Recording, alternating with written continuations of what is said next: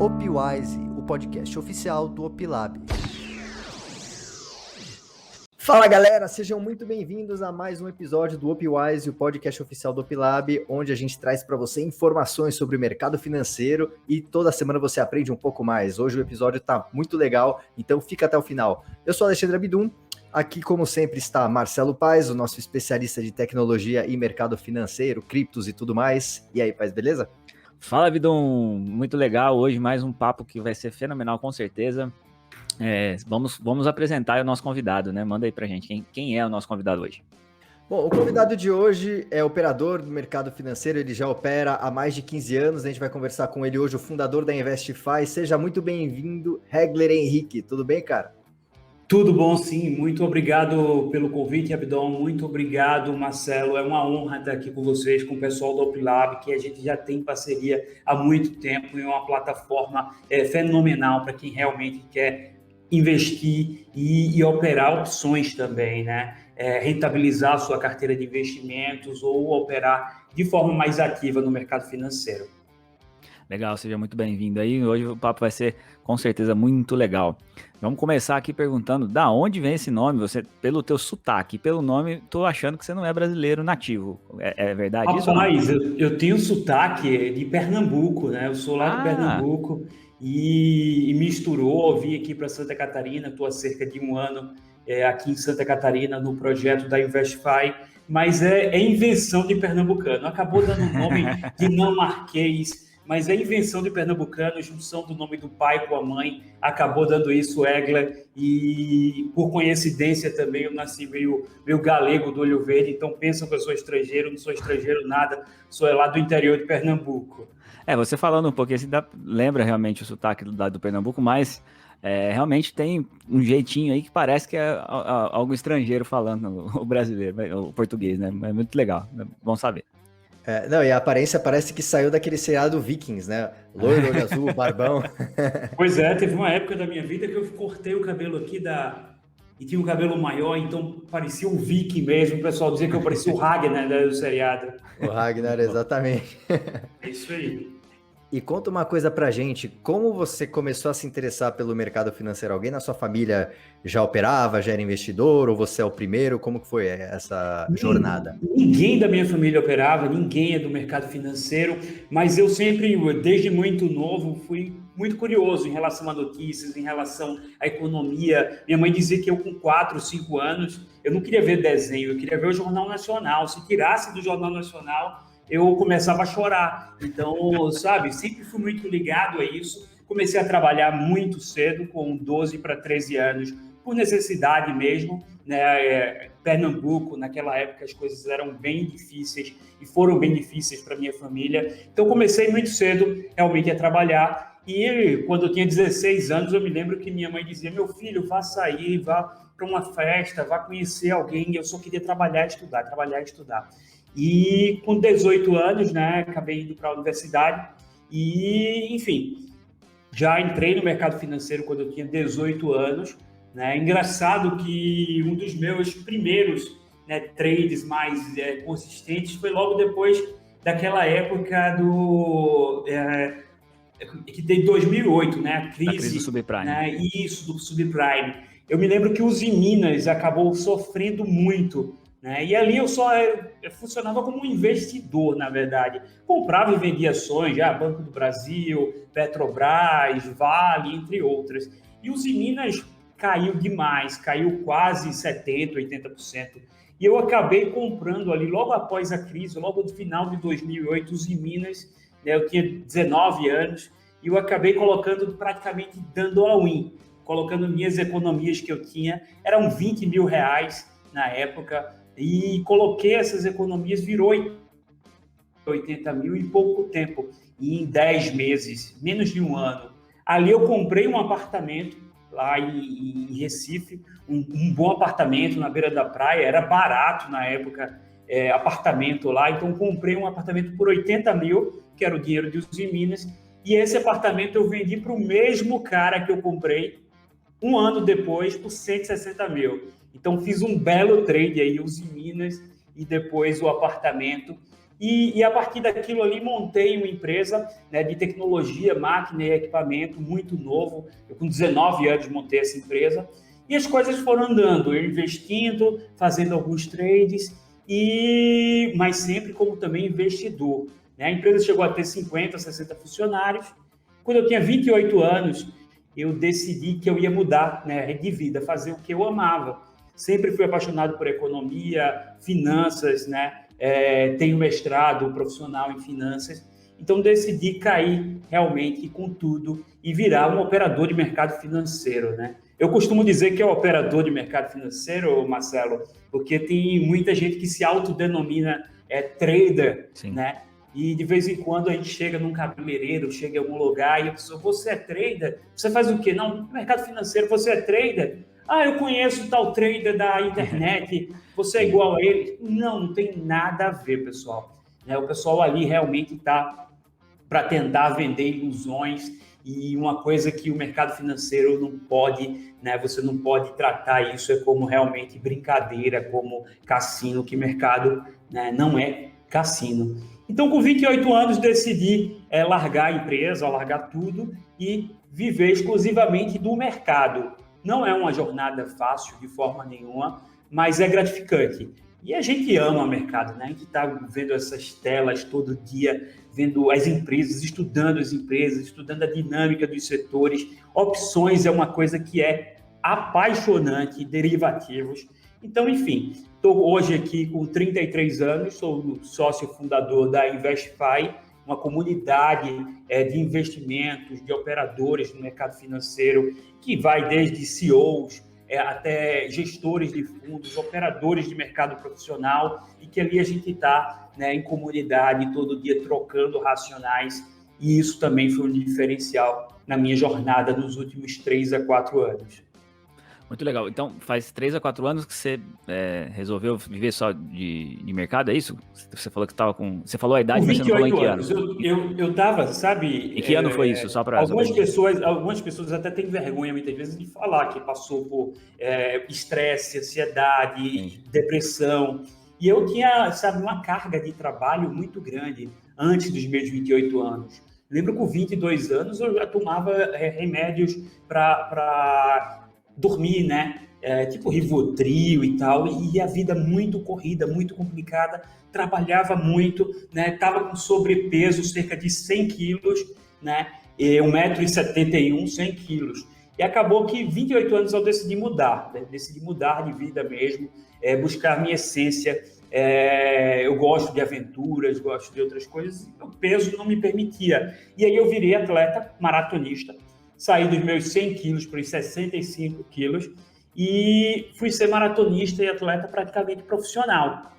Então, essas corridas de rua que você vê 5 mil pessoas, 10 mil pessoas, eu chegava primeiro, segundo, terceiro, primeiro, segundo, terceiro, né? E, cara, saí realmente do sedentarismo para um atleta quase profissional. Então, além de operador do mercado financeiro a partir dos 28 anos, eu era também atleta, treinava 2 a 3 vezes por dia, acordava 2 horas da manhã, 3 horas da manhã para treinar e ainda tinha tempo, né, para acompanhar o mercado. Então, hoje quantos anos agora? 33 anos. 33, então, fazem 5 anos. 5 anos, tá. Legal, muito bom. E como é que, assim, você disse aí que em 2008 você aproveitou a crise, então você já era operador ali, pelas contas que você falou, 15 anos, que você já tinha começado, ou pelo menos já era investidor ali antes de 2008, né? E pelo visto você já estava razoavelmente bem preparado aí, porque você conseguiu comprar ações que normalmente numa hora em que muita gente estava desesperada ali, né? Então, presumo aqui que você passou bem por 2008, deve ter sido um grande momento de aprendizado, mas aí como é que foi 2020 para você, essa crise atual? Como é que você estava posicionado? Você tinha pozinho? Como é que foi? Conta pra gente. Eu não sei se vocês já sabiam a história do que aconteceu comigo em 2020.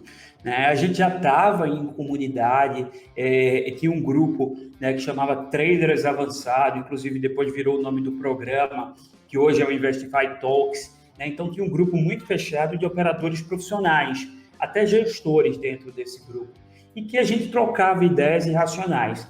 E um pouco antes da crise, quando já tinha essa questão de corona, isso era fevereiro, eu não sei se vocês lembram, fevereiro para o começo de março, que Jerome Powell, presidente do Federal Reserve, Banco Americano dos Estados Unidos, decidiu cortar os juros de forma extraordinária.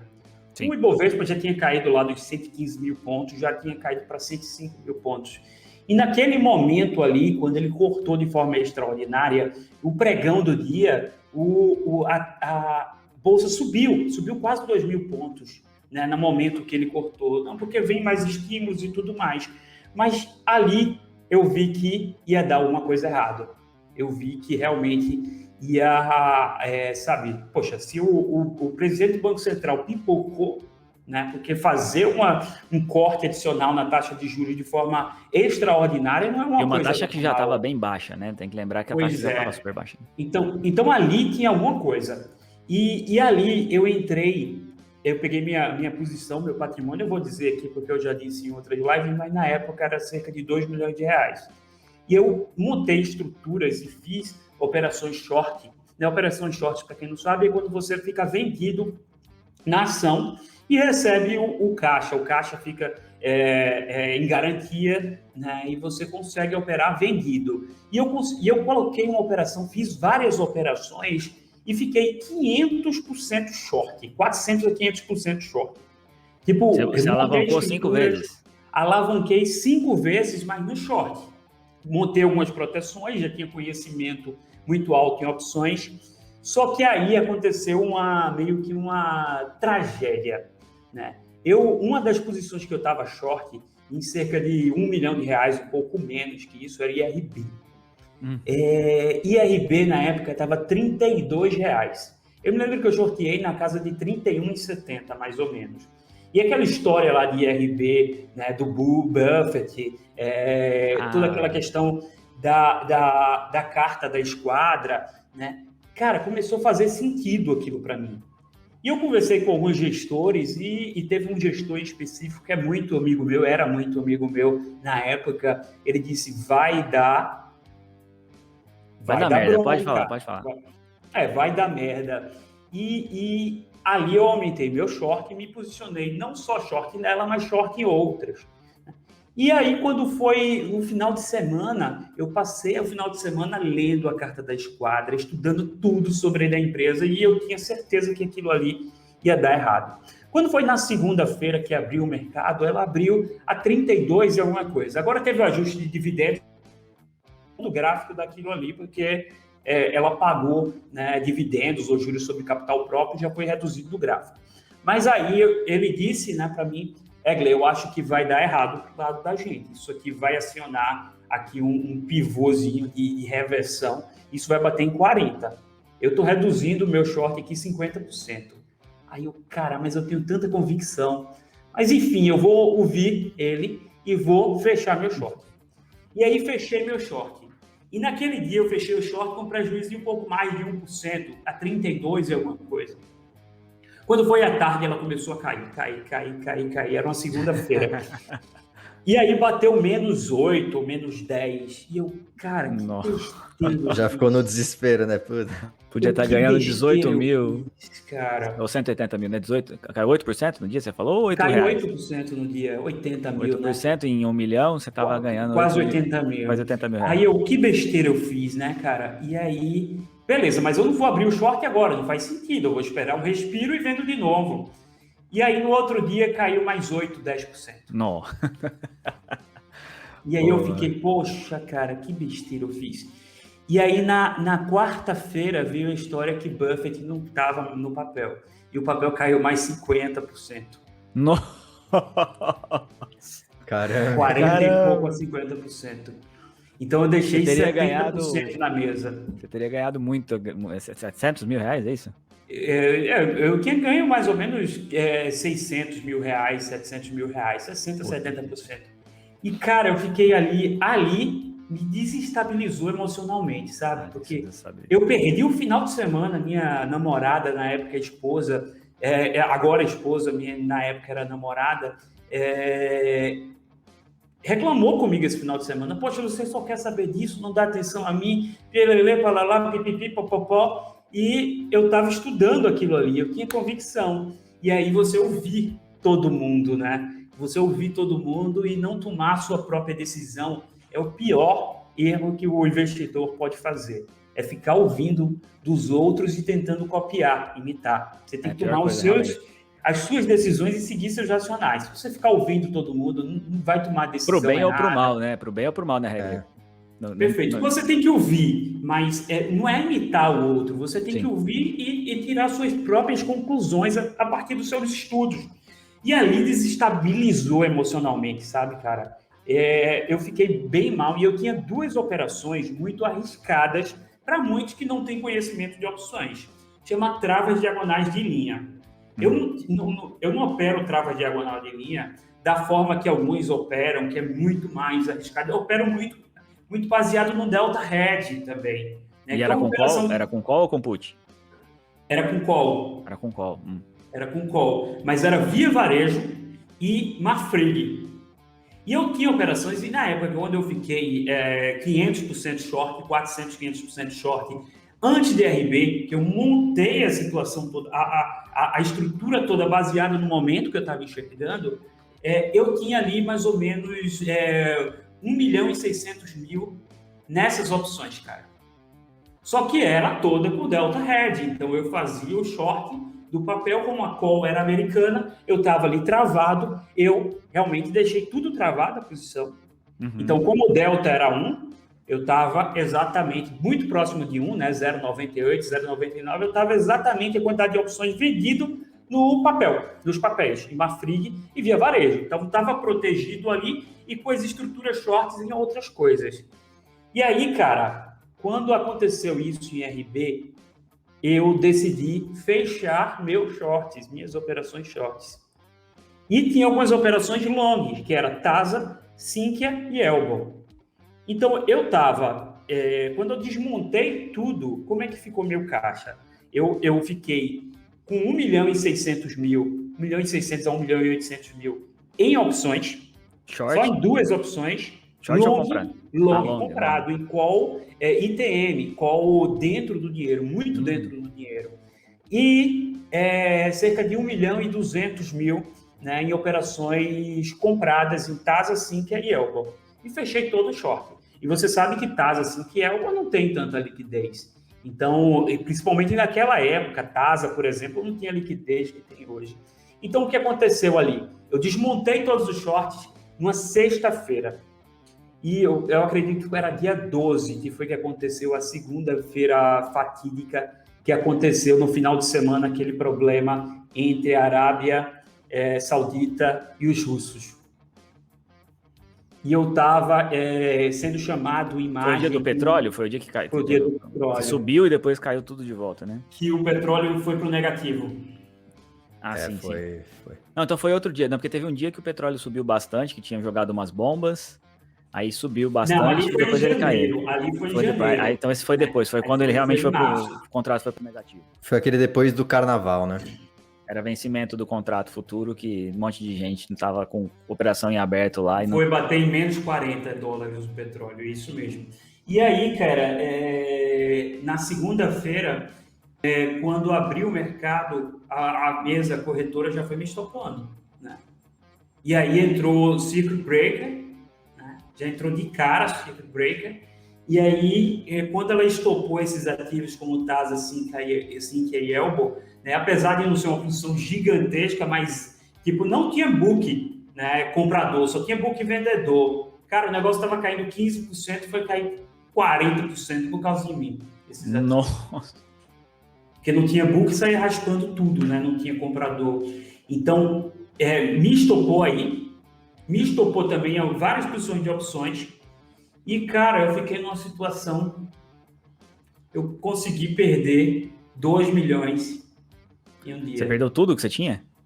Perdi você tudo. Quebrou, então. Nesse caso, você quebrou mesmo. Meu Deus. Quebrei mesmo. Você estava alavancado, você estava alavancado em opções? Eu estava alavancado por causa das opções. E eu estava alavancado em 1 milhão acima do que eu tinha. E eu pensei, poxa, eu vou levar uma multa de 1%, mais 10 mil reais não vai fazer diferença, não vai fazer falta. E aí, sabia que eu não fazia isso, eu sou um cara altamente responsável, e eu fiz isso porque eu fiquei com raiva do danado da RB.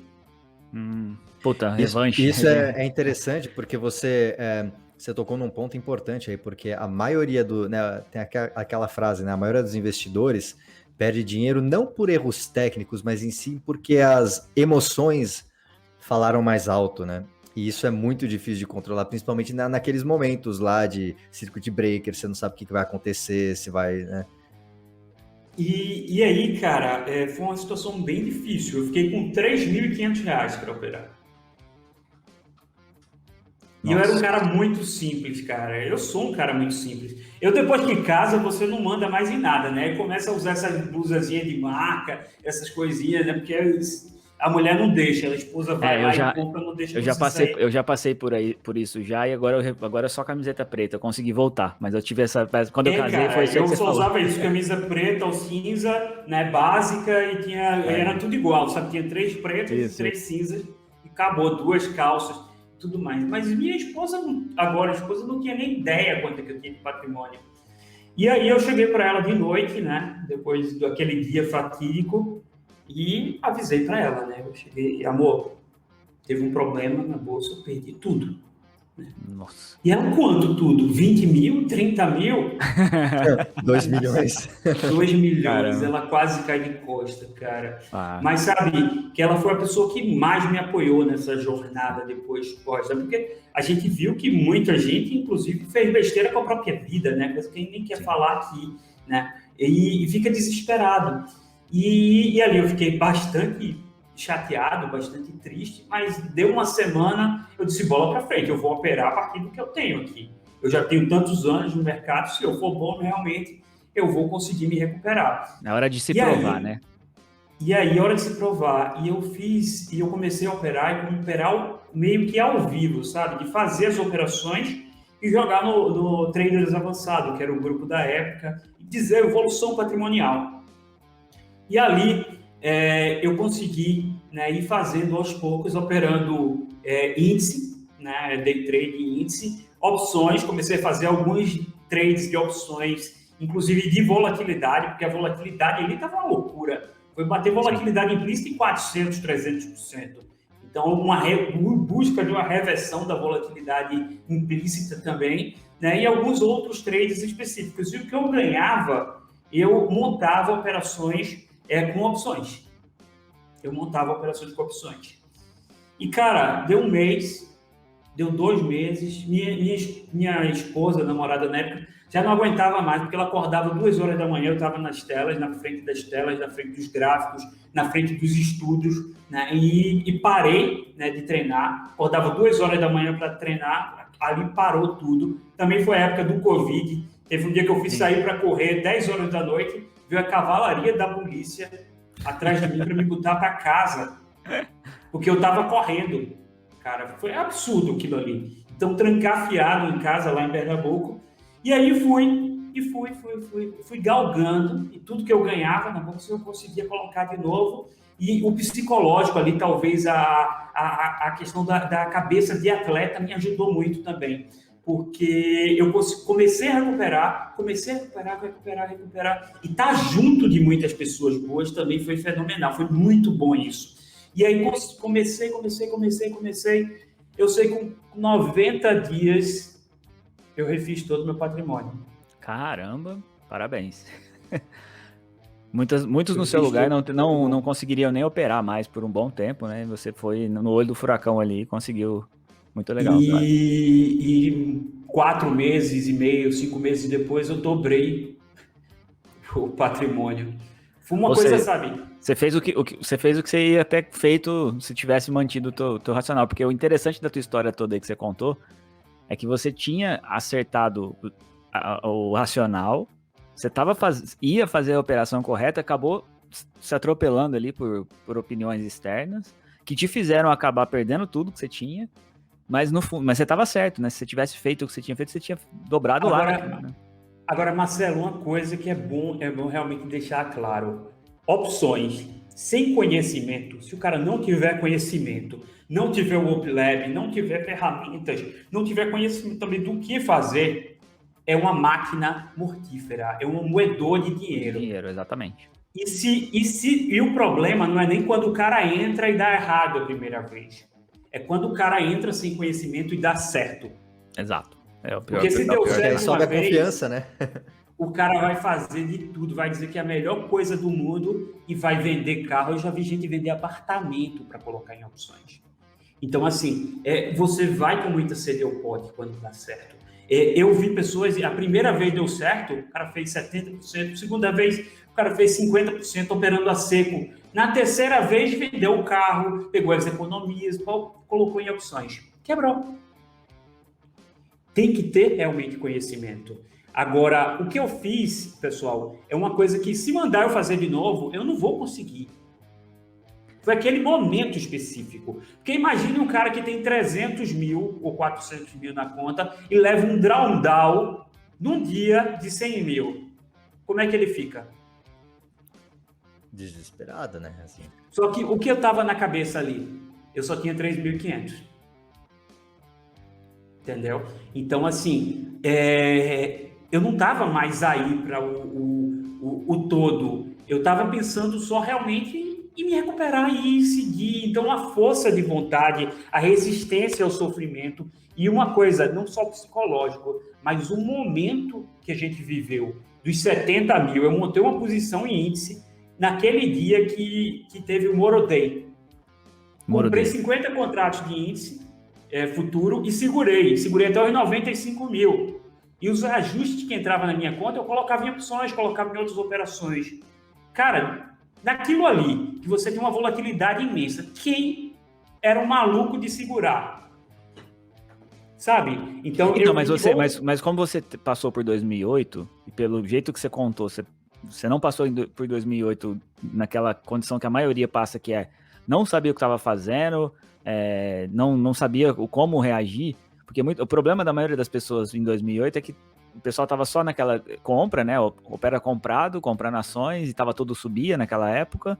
E aí, quando veio a crise, muita gente não sabia o que fazer e perdeu todo o dinheiro que tinha ali também, coisas assim. Pelo que você disse aí, você já estava mais bem preparado, porque eu mesmo entro no mercado bem depois de 2008, né? E quando veio a crise de 2020, eu nunca tinha passado por uma crise desse tamanho, né? Com circuit break. Eu nunca tinha visto um circuit break, por exemplo. Aí eu fui lá e comecei... Eu não tive reação, eu não perdi muito dinheiro ali, eu perdi dinheiro não por causa da crise, eu estava protegido ali, mas eu não consegui reagir quando o mercado veio para baixo, porque aquele momento era um momento claro para comprar. Para quem não está nos ouvindo, não significa que a gente acerta fundo, né? Não é o ponto de acertar o fundo, mas teve um momento que parou de cair. Quando parou de cair, você perde um pouquinho daquele começo, mas dá para você se posicionar. E eu não tive a experiência para fazer isso. Você só conseguiu fazer todo esse movimento porque você já tinha experiência com esse tipo de movimento, né? Perfeito. Agora, outra coisa, Marcelo, não foi só o psicológico, o mercado também ajudou. Eu estava com viés autista, mas se caísse uma maçã aqui no meu teclado e ficasse tocando e comprando um monte de coisa, teria dado certo. Tinha dado certo. Não teria dado, óbvio, uma rentabilidade gigantesca, mas teria dado certo. Então, o mercado ajudou, meu psicológico ajudou. Então, sabe, foi uma convergência de diversos fatores. Sim, e sinceramente, se alguém pegar um patrimônio de 2 ou 4 milhões e tentar fazer uma rentabilidade, tipo, mais de 100% no ano, cara, o cara vai se dar mal e provavelmente vai perder tudo. Agora, se você começar com um dinheiro que de pinga, um dinheiro que você pode perder, você ali. Mas isso que eu fiz, eu não vou fazer mais nunca na minha vida e nem conheço ninguém que fez. Sabe? Foi uma coisa muito específica. E o legal de tudo foi que foi muito ao vivo, sabe? Porque acaba tendo uma provas sociais, porque se alguém me chegasse para mim e dissesse uma história dessa, ia dizer, pô, tá mentindo para mim, cara, tá doido. Tá mentindo, o cara não fez isso. E eu tenho prova social porque foi um construto de várias mãos dentro de um grupo, né? Então eu ia postando minhas operações, ia dando certo, ia dizendo como foi o resultado e foi evoluindo. Então foi, sabe, por estar também em comunidade, isso ajudou demais, né, a minha recuperação. Mas é isso, né? Agora, uma coisa que aconteceu dessa crise, que é muito interessante, é que quem disser para mim que se deu bem, né, na crise, eu vou ter muitas dúvidas, né, sobre isso. Porque o que acontece? Estava 105 mil. Beleza, o cara está com viés short e disse que vai bater em 90, 95. Chegou em 90, 95, o cara virou a mão. cara vira a mão, entendeu? Então, assim, quem acabou acertando, acabou errando depois. E foi um fenômeno muito interessante, porque caiu, circuit breaker, 10%, então o cara vai dizer, não, agora tá barato. 100 mil tá barato. Aí vai lá... Muita gente entrou ali. Isso. Aí muita gente entra ali. Aí cai mais 10, 15%, vai para 95 mil, 92 mil. Agora não é possível, agora achou fundo. E aí faz termo. Puta, essa aqui é a cai parte mais. foda, né? Aí cai mais, 85 mil. O cara, não, eu vou vender put. Aí vende put. Cara, o cara se alavancou demais. Quando foi bater em 62 mil, e a queda foi tão grande por conta disso, é por conta de um nível de alavancagem sobrenatural. Uma coisa maluca. Vai estopando todo mundo, até grandes fundos. Né? Você viu grandes gestores terem prejuízos fenomenais que ainda não se recuperaram, inclusive. E não vão se recuperar, provavelmente. Pois é. Não é fácil operar nesses momentos, né? Inclusive, você falou uma coisa interessante. Uma hora você falou do Opilab, né? Você falou, graças ao Opilab. Como você já usava o Opilab nessa época? Como que você usa o Opilab? Como você acha que, de repente, pode ter ajudado ou te ajuda no dia a dia?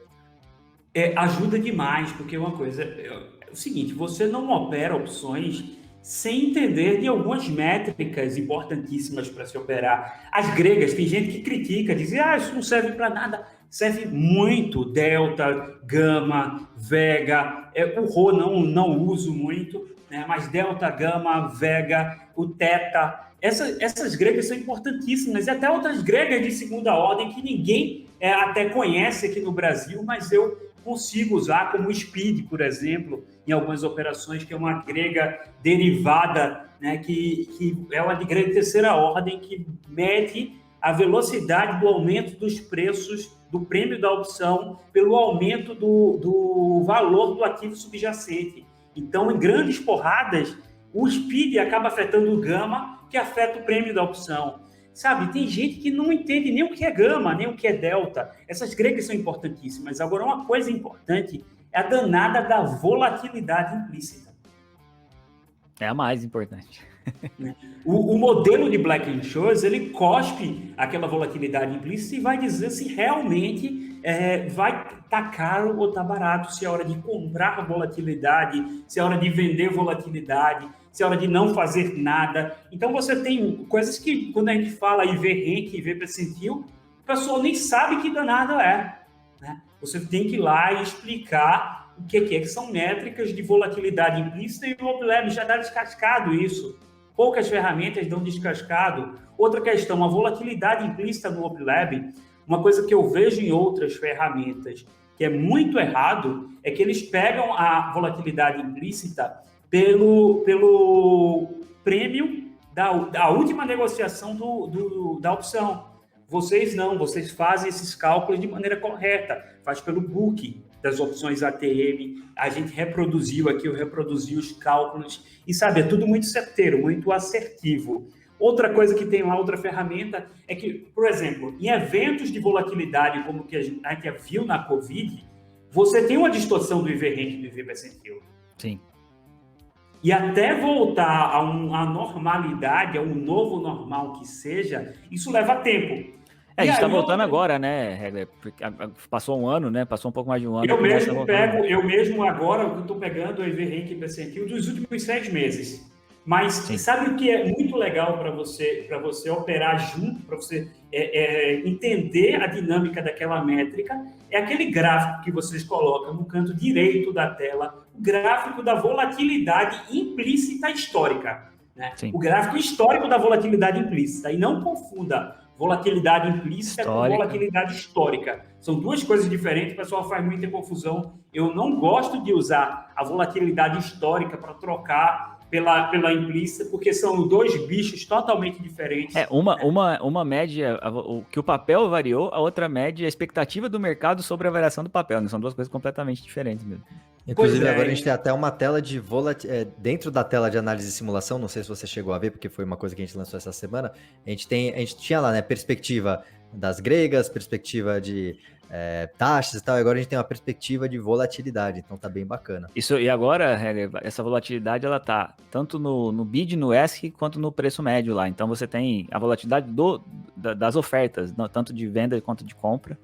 Isso justamente é uma coisa que agora a gente tem essa informação. O que eu gostei agora também dessa atualização foi como ficou a calculadora de Black & Scholes. Eu achei muito bacana. E tem um outro extra novo que foi colocado, que é o preço OpLab, que está sendo incluído nas telas aí, que é um preço que utiliza uma metodologia de cálculo com base em polinômios, é uma coisa totalmente fora da curva, porque muitas opções a gente não tem, não tem liquidez o suficiente para fazer o cálculo correto do preço que estaria a opção naquele ponto da curva de vol, né? E aí esses polinômios nos permitem fazer um cálculo mais preciso do preço que aquela opção deveria valer, mesmo que ela não tenha liquidez ali. Então essa é uma outra novidade que está entrando agora nessa versão atualizada. Tá vindo muita coisa nova e realmente é muito útil, e foi muito útil, inclusive para minha recuperação, né? Então, assim, é uma ferramenta que hoje, para mim, é muito importante, praticamente indispensável, né? Quando você vai falar de métricas de volatilidade, quando você vai ver realmente as gregas, quando você vai simular estratégias. Eu tenho um modo de operar, pessoal, que eu não invento muita moda, né?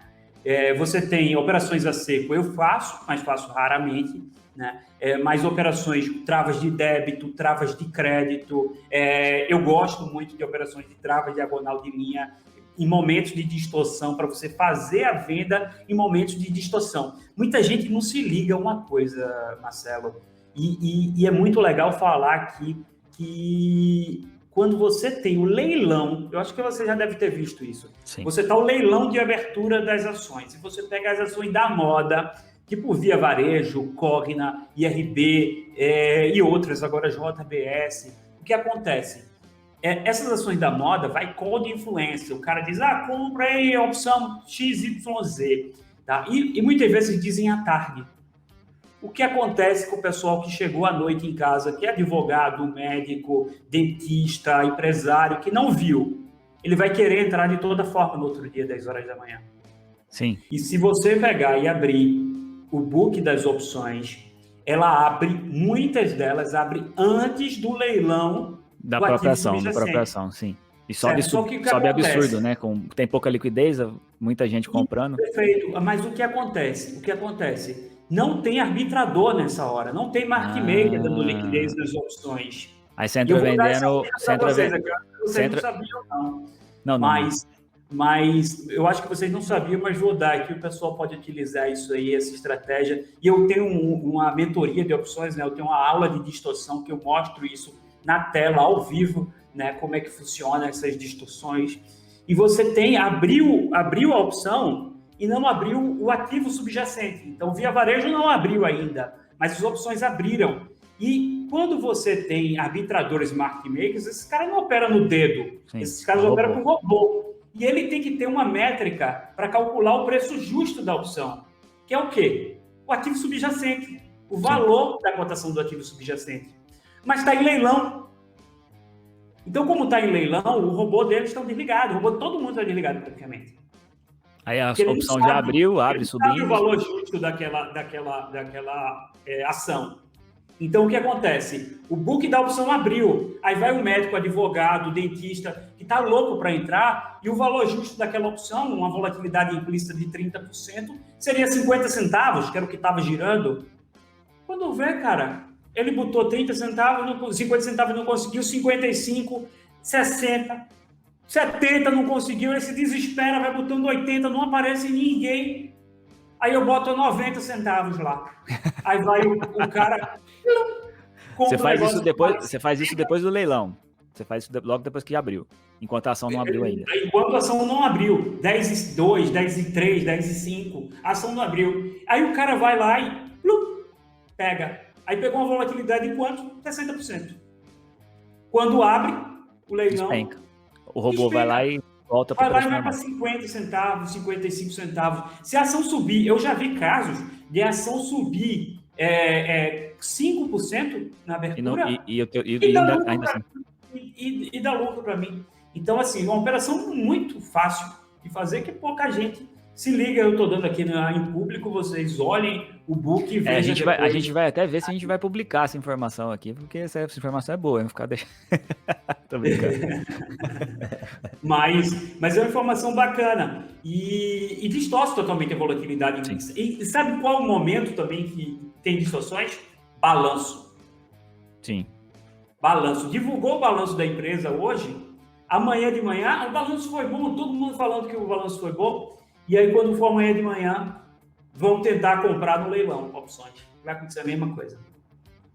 Outra dica que eu dou bem importante aí para o pessoal, e eu vou dar mais uma que é bem interessante, é porque muita gente não entende como é o funcionamento em relação a short gama, em relação a long gama, né? E acaba que arbitradores e grandes fundos, market maker, ele acaba, às vezes, ficando posicionado direcional naquele ativo, quando o delta hedge não tá de forma adequada, mas pensa comigo, quando Marcelo, Abdon, João, Maria, Pedro está comprando opções, está comprando call a seco, alguém tem que vender, óbvio. Tem que ter uma contraparte. Sim. Quem é que está vendendo isso? O market é um arbitrador, é o market maker. Tá? Só que o que acontece? Existe uma operação chamada Delta Hedge, que esse market maker ele não vai ficar vendido em call descoberto. Ele vende a call e tem que comprar o papel para se proteger. Isso, ele vai pegar o delta da opção, então diga que o delta é 0,5 daquela opção. Ele vai pegar, se ele deu liquidez para comprar em 10 mil ações... Opções, né? Ele compra 5 mil ações. Ele compra 5 mil ações. Só que quando ele faz esse delta hedge, porque a demanda está vindo e agredindo ele no book, aumenta a volatilidade implícita, consequentemente, mas o que acontece? Acaba puxando o papel. O papel acaba... É um efeito autorrealizável, né? Profecia autorrealizável. Então, quanto mais... Aí os caras dizem, acertei e tal, comprou call a seco, todo mundo compra. Pô, acerta mesmo, porque quando faz o delta hedge, o papel acaba subindo, justamente pela demanda do arbitrador, o papel para cobrir o delta hedge. E tem que lembrar que isso é automático, né, Regler? Isso é feito pelos robôs. Então, você comprou a opção, o market maker já está fazendo as duas operações simultaneamente, por isso que você mesmo vai puxando o preço do papel, né? Perfeito. Então, a demanda por calls ou venda de puts, né, também funciona dessa forma, porque o direcional é o mesmo, você vai ter realmente puxando, ver o papel sendo puxado por uma demanda de calls que você está comprando. E acaba que só que quando o papel sobe, o delta da opção não é mais 0,5, é 0,6. E aí o arbitrador tinha comprado 5 mil ações e agora vai ter que comprar mais 1.000. Que vai fazer o papel subir, que vai fazer a call subir.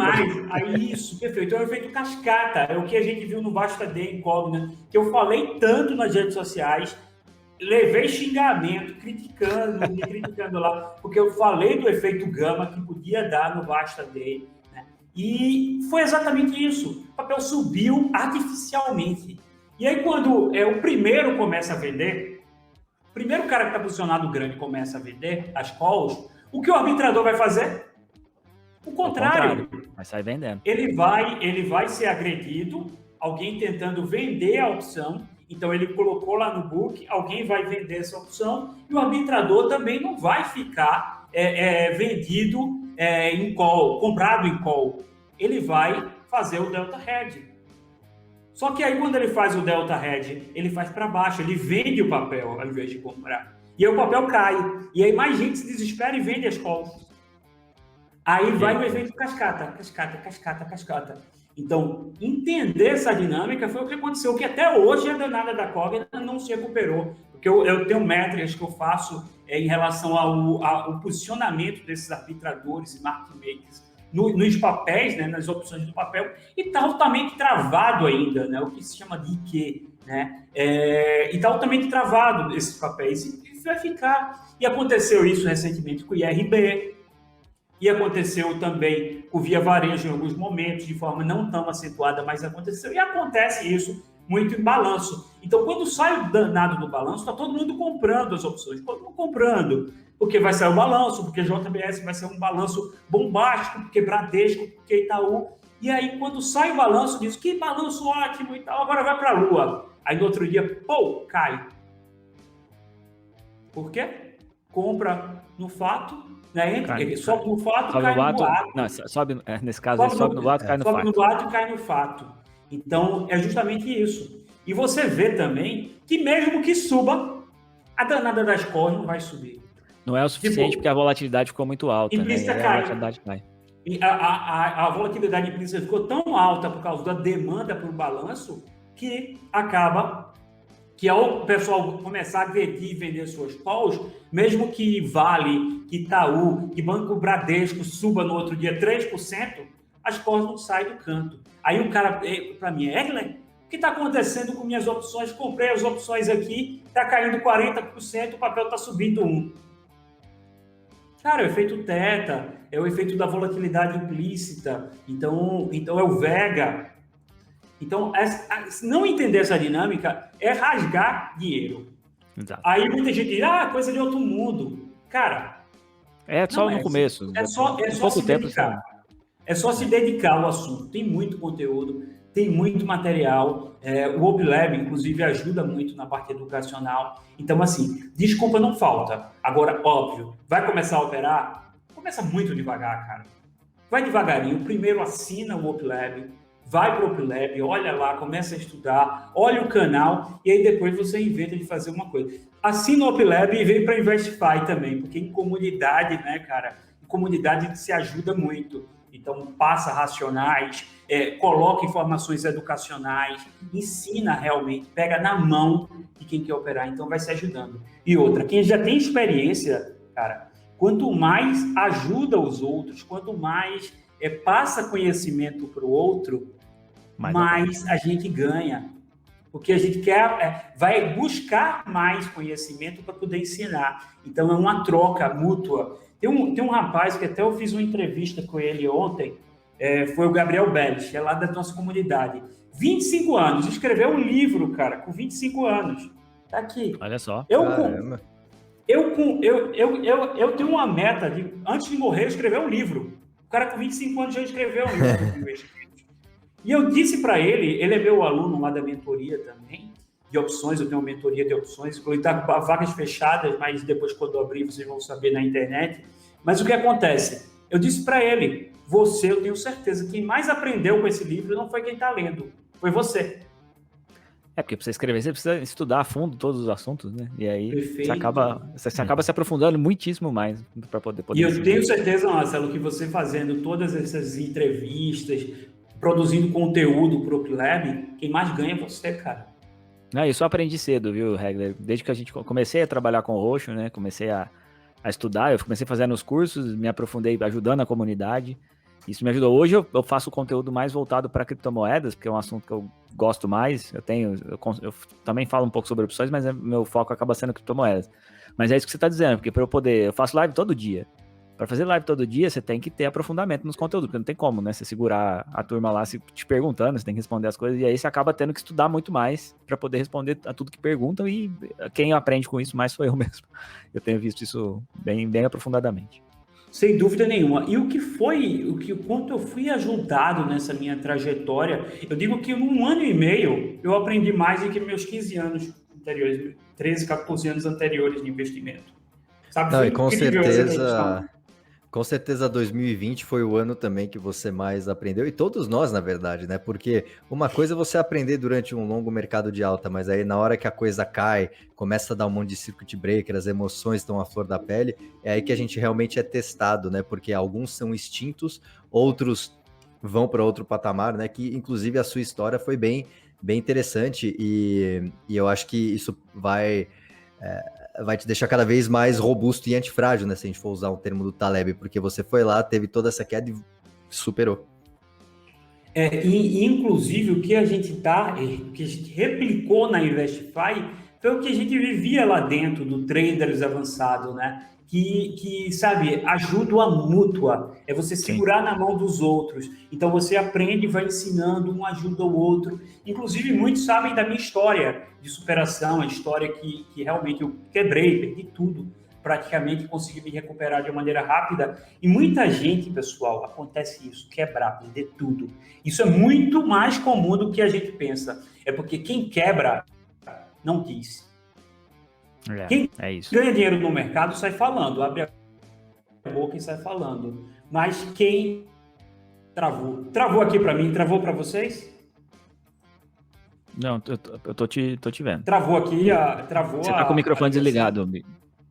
Não, eu tô vendo, eu tô Mim, vendo. vocês estão travados. A gente tá aqui ainda. Vocês estão travados, agora eu tenho que saber a parte. Bom, a gente tá vendo você. Tá vendo a gente não? Não, beleza. A tua internet ficou lenta, melhorou aí? Tô vendo. Beleza.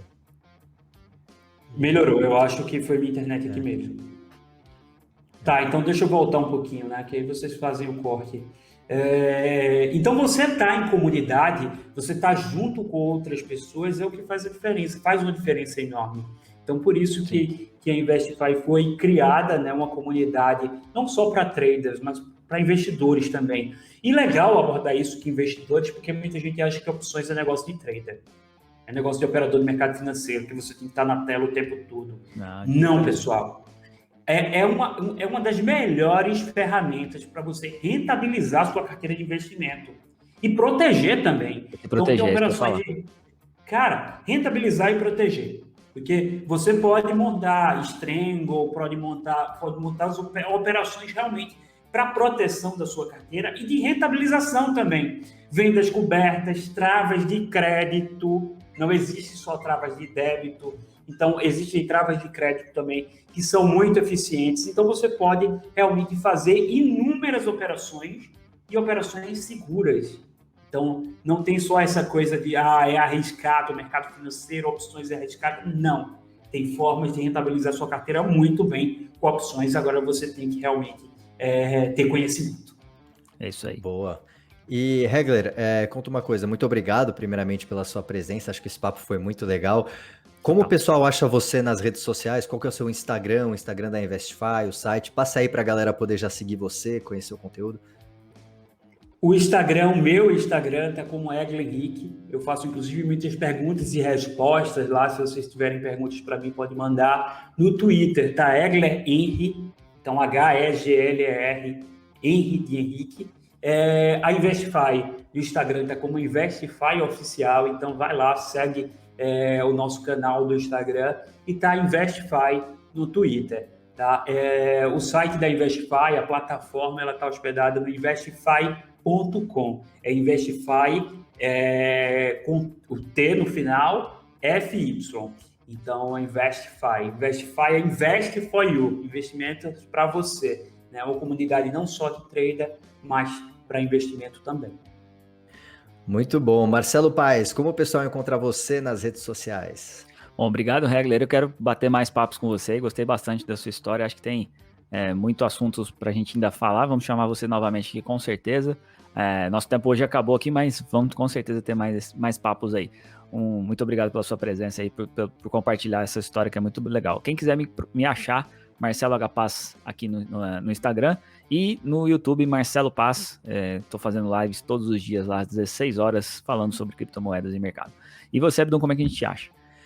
Muito bem, pessoal. Meu Instagram é @velhoinvestor, lá vocês me acham. E se inscrevam aqui no canal do OpLab para vocês não perderem esse podcast e os outros conteúdos que a gente posta aqui toda semana. Siga também o OpLab nas redes sociais. No Instagram é @oplab.app e tem o nosso site www.oplab.com.br, onde toda semana a gente coloca artigos novos no nosso blog. Se você gostou desse podcast, compartilha e até a próxima.